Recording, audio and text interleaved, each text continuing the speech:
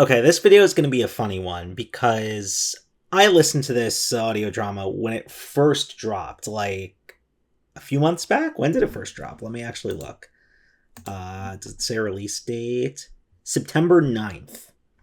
So I probably listened to it that week. It is now November 4th when I'm recording this. I don't know if it's the day I uploaded or not, but that's for context. I listened to it then. And in my head, I swore in my brain that I recorded my thoughts and uploaded them like that week. Like I thought this was done. And then I was looking at my channel and I realized, did I never upload this? And then I was looking at my saved videos and Premiere projects. I never even recorded anything. My brain created a false record of me having already recorded this. Maybe because I thought of what I was going to say in my head. Anyway, it's been 2 months since I've listened to this. So, I'm very rusty on the story, probably, but I'll give my quick thoughts here because I'm going to be, I think I'm going to be listening to and talking about all these 13 Doctor adventures. Yeah, I'm pretty invested in the line at this point, so, yeah, let's dive into it. This is a really good Doctor Who story, conceptually. The idea, it's something that the show doesn't explore as often as you would think. The idea that the Doctor and a companion go somewhere, save a place, help fight in a resistance, do something big to help a society, and then they dip. And they don't come back. And, what happens? The story explores what happens when the Doctor leaves, hence the title, The Return of the Doctor, because this is a case in which the Doctor went back, and I think if I remember correctly, it was Yasmin convinced her to go back right away, but they fucked it up and went back 10 years later, and because they did that, they couldn't just go back, it would mess up with the timeline. So yeah, I love that idea and I love that concept, but I think the story really kind of bit itself in the foot with creating this entity that, manipulates people's brains to turn against a figure, and they made them turn against the Doctor. That entity creates all my problems with this narrative. You cut that entity out, and you have really good idea for a Doctor Who story here. I think, and the other side of this story explores, the other idea is Yaz is providing, at least early on in the story, Yaz is providing very genuine criticisms of the Doctor and the Doctor's behavior, and I think these criticisms are on full display.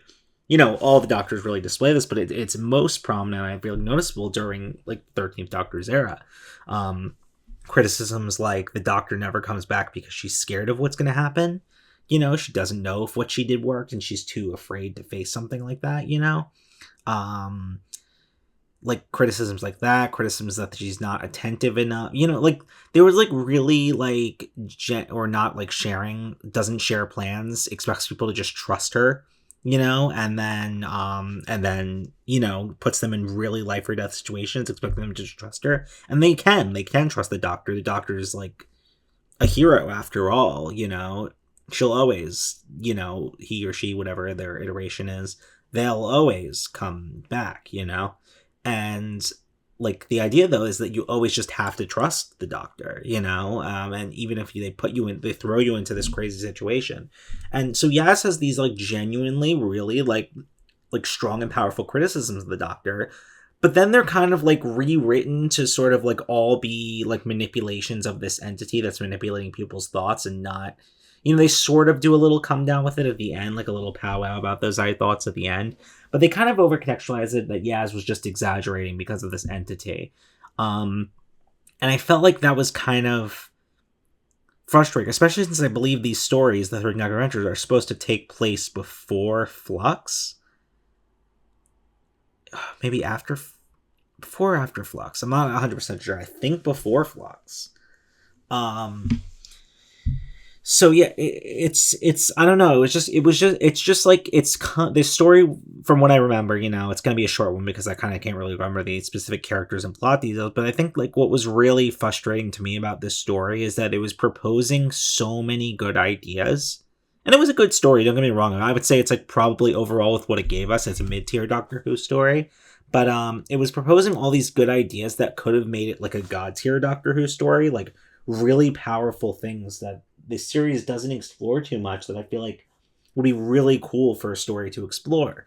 Like things such as like, what happens when the Doctor leaves and why like they're really afraid to go back and how they treat their companions and put them into these dangerous situations and just expect them to trust them, and how maybe they'll always deliver, but like there's times they haven't delivered. I mean, fucking Amy and Rory, things like that.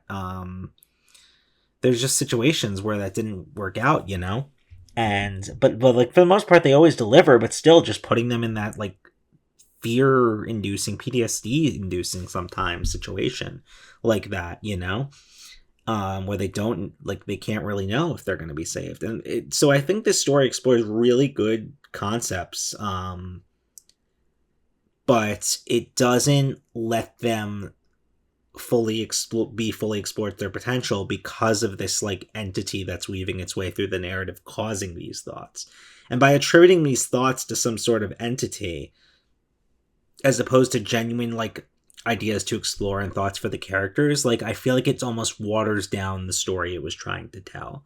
I think there's potential to come back to these concepts, whether it be in a Big Finish story, an episode proper, or a novel.